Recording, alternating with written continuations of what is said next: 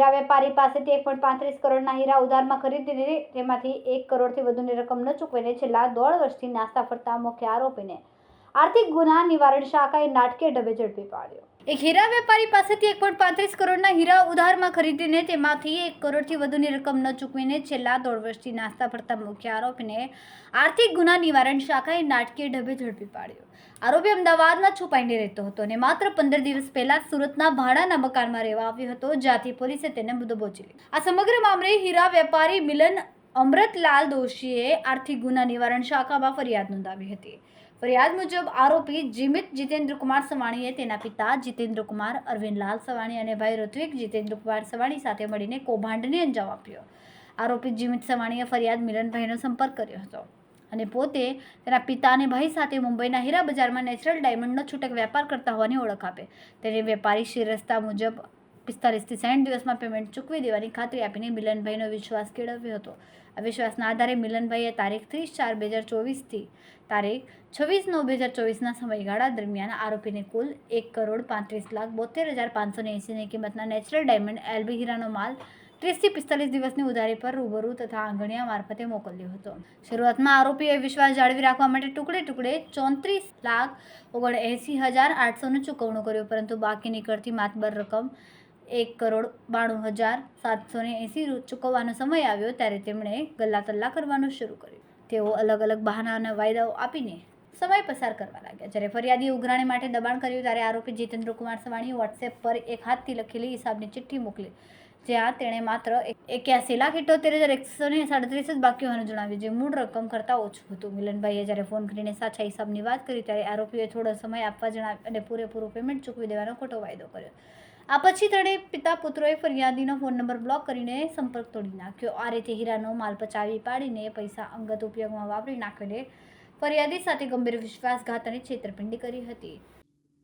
સુરત શહેર economic officer દ્વારા એક આરોપીની ધરપકડ કરવામાં આવી છે। આજે બનાવની હકીકત એવી છે કે જે મિલન દોશી નામના જે વ્યક્તિ છે એ નેચરલ ડાયમંડ LP એ ડાયમંડનો વેપાર કરે છે।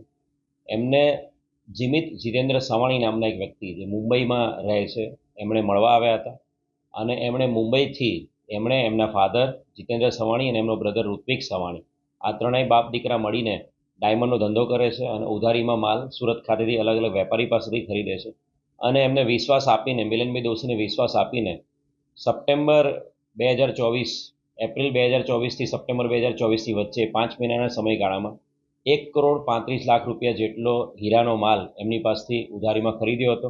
ઇનિશિયલી 35 લાખ જેટલું પેમેન્ટ એમણે કરી દીધું હતું, પરંતુ સપ્ટેમ્બર 2024 પછી બાકીનું જે પેમેન્ટ છે 1 કરોડ રૂપિયા જેટલું એ પેમેન્ટ એમણે આપવા માટે ગલ્લા કરવા માંડ્યા હતા। કોન્સ્ટન્ટ ફરિયાદી છે એ મુંબઈ ખાતે જઈને પણ આરોપીને મળ્યો હતો, ત્રણે આરોપીને પેમેન્ટ બાબતે એણે કોન્સ્ટન્ટ ફોન કરી રહ્યો હતો, પરંતુ આરોપીઓએ પૈસા આપવા માટે સદંતર ના પાડી હતી। એમણે એમના ફોન બંધ કરી દીધા હતા અને ફરિયાદીનો ફોન નંબર પણ બ્લોક કરી દીધો હતો। બનાવની ગંભીરતાને ધ્યાને રાખીને પોલીસ કમિશનર ગેહલોત સાહેબ દ્વારા આ જે ફરિયાદી છે એની અરજીની તપાસ સુરત શહેર ઇકોનોમિક ઓફિસ વિંગમાં આપવામાં આવી હતી અને તલસ્પર્શી તપાસ કર્યા બાદ આ બનાવ અનુસંધાને ઓગસ્ટ 2025માં ગુનો દાખલ કરવામાં આવ્યો હતો। ગુનાની અંદર જીમિત સવાણી, જીતેન્દ્ર સવાણી અને એના બ્રધર ઋત્વિક સવાણી ત્રણેય બાપ દીકરા વિરુદ્ધમાં ગુનો દાખલ કરવામાં આવ્યો હતો અને સ્પેશિયલ ટીમ અલગ અલગ જગ્યાએ મુંબઈ જ્યાં આરોપી હોવાની શક્યતાઓ છે એમાંથી જે મુખ્ય આરોપી જીમિત છે અમદાવાદ ખાતે નોકરી કરતો, અમદાવાદમાં પણ તપાસ કરવા માટે ટીમ મોકલી હતી અને આરોપી રિસન્ટલી છેલ્લા 15 દિવસથી સુરત ખાતે વેસુ વિસ્તારમાં કોઈ એક ફ્લેટમાં ભાડે રહેવા આવ્યો હોવાની ચોક્કસ હકીકત આધારે આરોપી જીમિત સવાણી જે મુખ્ય આરોપી છે એને પકડી પાડવામાં સુરત ઇકોનોમિક ઓફિસ વિંગને સફળતા મળી છે। આરોપી જે છે એ રિસન્ટલી છેલ્લા 1 વર્ષથી એ આ જે બનાવ બન્યો ત્યારબાદ અમદાવાદ ખાતે કોઈ કંપનીમાં જોબ પર લાગી ગયો હતો અને છેલ્લા 15 દિવસથી સુરત ખાતે આવીને અહીંયા ભાડે રહેવા માંડ્યો હતો અને આરોપીને જીમિત સવાણી છે એને પકડી પાડવામાં આવ્યો છે। આ ગુનામાં અન્ય 2 આરોપી જીતેન્દ્ર સવાણી અને જીમિતના બ્રધર ઋત્વિક સવાણી એ બંને હજુ પણ પોલીસ પકડથી દૂર છે અને ભવિષ્યમાં આ આરોપીને પણ પકડી પાડવા માટે ટીમ અલગ અલગ જગ્યાએ રવાના કરવામાં આવશે।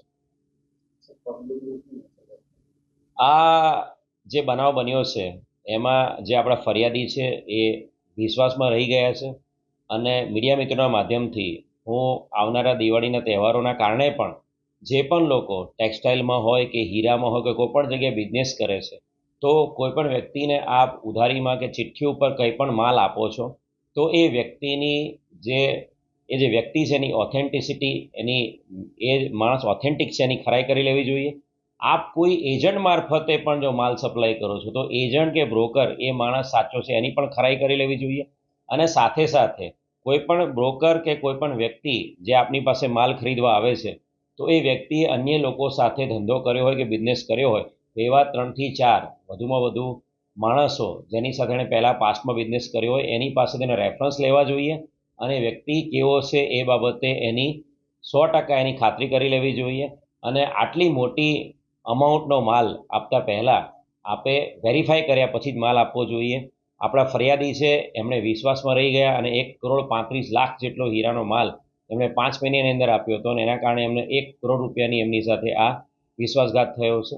એટલે તમામ સુરત શહેરની જનતાને હું નમ્ર અપીલ કરીશ, ખાસ કરીને જે બિઝનેસમેન્સ છે એ લોકોને અપીલ કરીશ કે આપ કોઈ પણ ધંધામાં કામ કરી રહ્યા છો તો કોઈ પણ વ્યક્તિ આપની સાથે જે મોટી અમાઉન્ટમાં માલ ખરીદે છે એનો વિશ્વાસ ન કરતા સૌથી પહેલાં એની ખરાઈ કરી લેવી જોઈએ. અને અન્ય રાજ્યમાં જો કોઈ વ્યક્તિ આપની પાસે માલ માંગે છે તો અન્ય રાજ્યના પણ એના રેફરન્સીસ વેરીફાઈ કરી લેવા જોઈએ.